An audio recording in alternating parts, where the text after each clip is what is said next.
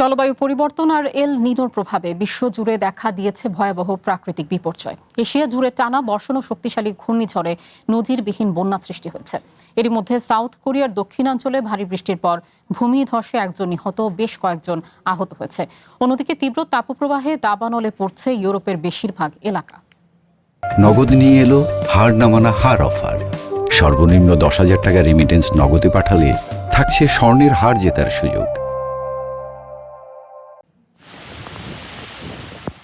টানা ভারী বৃষ্টি আর ভয়াবহ ভূমিধসে লণ্ডভণ্ড সাউথ কোরিয়ার গৌসাং প্রদেশ।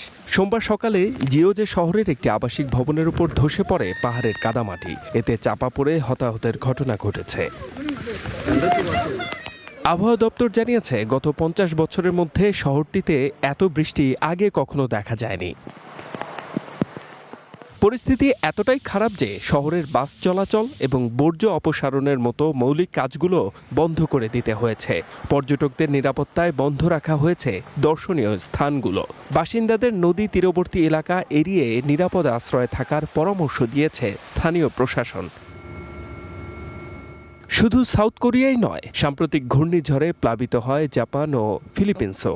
জাপানের চিবা এলাকায় রেকর্ড বৃষ্টিতে এখন পর্যন্ত 10 জনের প্রাণহানির খবর পাওয়া গেছে। বিদ্যুৎহীন হয়ে পড়ে 20,000-এরও বেশি ঘরবাড়ি।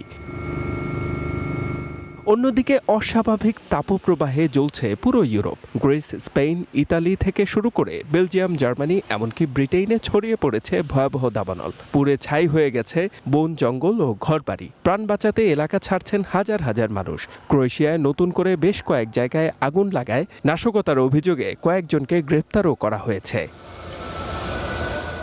আবহাওয়াবিদরা বলছেন, এল নিনোর প্রভাবে বৈশ্বিক তাপমাত্রা বাড়ছে আশঙ্কাজনক হারে। আর এর ফলেই পৃথিবীর এক প্রান্তে তৈরি হচ্ছে রেকর্ড বন্যা, আর অন্য প্রান্তে দেখা দিচ্ছে অনিয়ন্ত্রিত দাবানল। H M Ataullah, one international desk.